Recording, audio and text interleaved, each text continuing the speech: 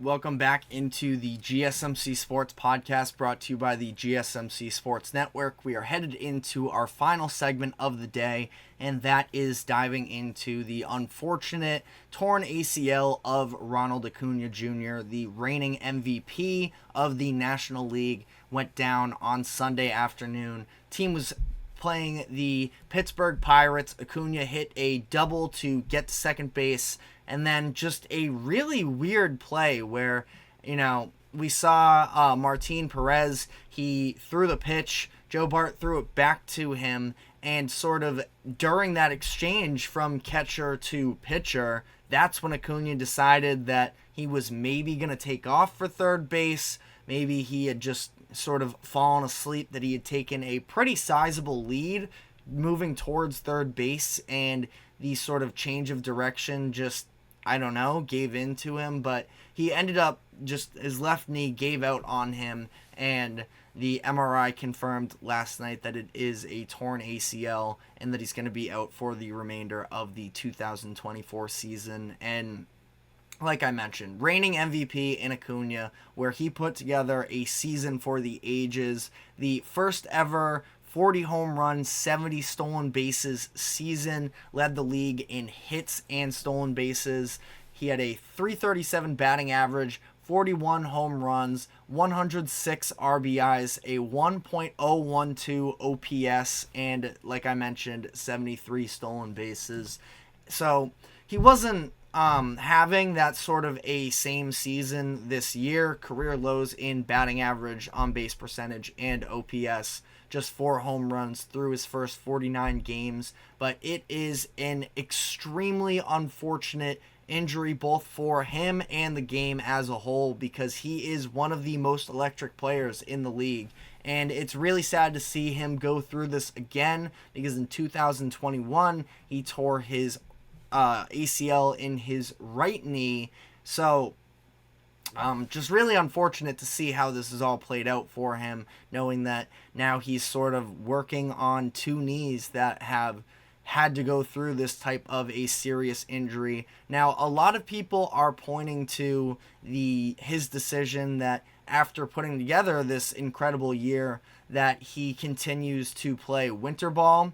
He frequently plays in a winter baseball league in Venezuela. I believe he is Venezuelan. Let me double check that real quick, because I don't want to speak off basis. But it's something that, yeah, he is. And he's really passionate about playing in this league, and it's something that the Braves have allowed him to do throughout the majority of his career, despite even knowing that he had that one torn ACL in 2021. And going to be interesting to see sort of whether or not they do step up and try and shut that down for the future to come here, because Acuña is on one of the most team-friendly deals for a star that you could possibly get.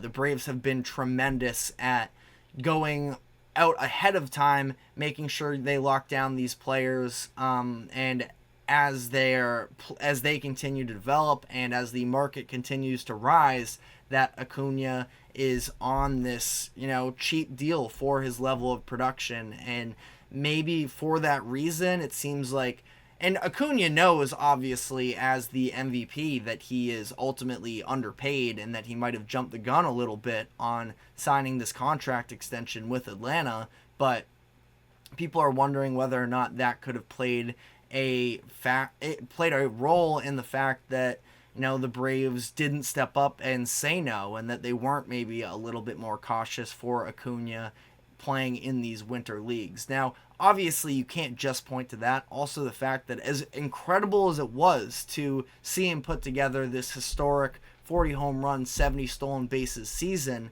it's a lot of steal attempts for somebody who is an integral part of their roster, both in the field and the middle of their lineup. So they need him to be a prominent force for them. And, again, extremely unfortunate to see this happen. Have to feel bad for him, but especially considering that this is his second injury similar to this, you wonder where there could have been sort of wear and tear things that the aggression that he typically plays with, if that could have played a factor into it, and whether or not it's going to change the style of play that he typically does play with moving forward here. But let me know what your thoughts are in the comment section.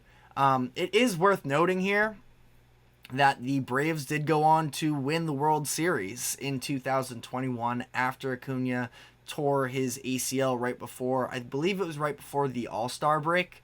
And, you know, the Braves are not, they're not the same team, obviously, roster-wise there, but they have expectations since winning that. They were one of the historic best offenses the MLB has ever seen last year, and it's going to be really tough to bounce back from not just this Acuña injury, but also the fact that Spencer Strider, who was one of the favorites for the NL Cy Young Award, he went down after the first week or so of the season earlier this year. So I'm going to have to continue to sort of overcome these injuries. Now, the fact that Chris Sale he was just named, I believe, the NL Pitcher of the Month. So the year that he's having is tremendous for them and is definitely helping to replace some of that production from Strider. But this is another spot where they are going to have to go out and sort of find somebody to take on that role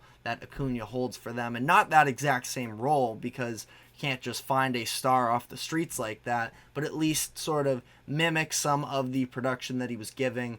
And that's going to need to be the case, because as things stand right now, Adam Duvall is their only reserve outfielder. So, and we've seen he's been better in his career as a little bit more of a platoon guy. So, not a bad option if they have to lean on him more, but you're going to need to go out and get some additional depth. So, have a list of a few names that could at least be looked into there. The first of which is Tommy Pham, currently on the White Sox. This is somebody who the White Sox went out and signed pretty much, it seemed like, for the idea of eventually moving him when the trade deadline comes around. The White Sox are having a horrific season right now.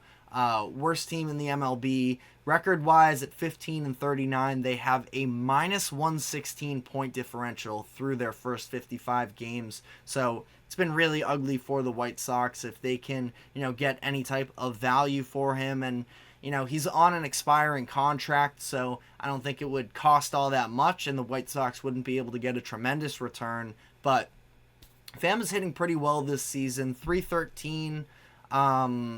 Batting average, 445 on base percentage as well in 137 plate appearances. So Pham could be somebody to look to. Jesse Winker is another name where Nationals are in a little bit of a similar situation, not quite as bad as the White Sox are, but don't expect them to be championship competitive. They're going through a little bit of a rebuild right now. And Winker, a former All-Star, a few years removed, could be somebody that the Braves could possibly go out and try and get as a platoon arm. Adam Duvall, like I mentioned, is sort of their option right now. He is a right-handed hitter. Winker you can bring in as a left-handed bat to sort of supplement with Duvall. Ultimately, for Winker, as we've seen this season, really struggled against other left-handed pitchers, which is why he's definitely not the perfect addition for them. But at least in this Braves situation, they could have Duvall to sort of take the lefty bats, use Winker in some instances, because he's hitting 264, 379, 455 splits against right-handed pitching. So we'll see. Again, just a guy that could possibly get moved from an I wouldn't say underachieving team, because again, they're having a fine year, but I think that Nationals fans just understand that they are not necessarily in the position just yet to be a championship competitive team, and I don't think that Winker is going to be the piece that pushes them forward. Have a really good farm system, but now is not the time for them. And last name I wanted to throw out is Brent Rooker. From the Oakland Athletics. He was their all-star representative last year.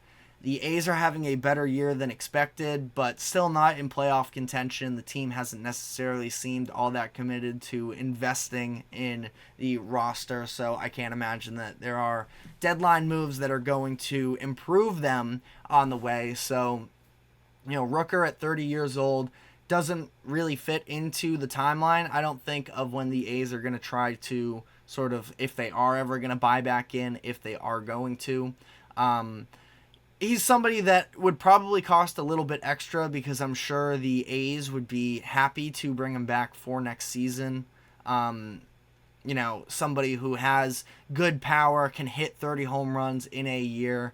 Somebody that the Braves could potentially look to re-sign as well, or if they just wanted to keep him as a one-year rental, they could do so. But let me know what your thoughts are in the comments section. Like I believe I mentioned, they are 30-20 right now as things currently stand. 6 games back in the NL East behind the Philadelphia Phillies, who have the best record in the MLB. So they're probably going to be in a wild card position, and they're going to need to replace Acuña. And this is definitely, I know that these injuries build up, but they are expecting championships in Atlanta. So again, let me know what your thoughts are in the comments section. But that is all we have time for today. Thank you very much for tuning in to the GSMC Sports Podcast. Thank you to the GSMC Sports Network for allowing us to host this show.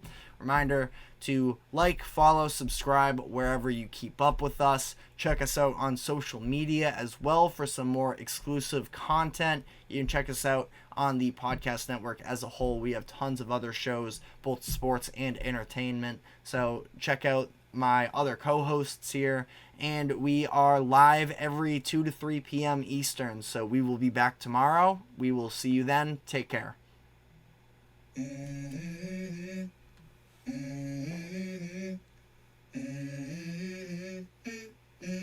Let's go. I wake up to a little bit of drool on my pillow, feel like it's gonna be a bad day. Yeah, I'm tired of shit, and the coffee ain't hit yet, damn it.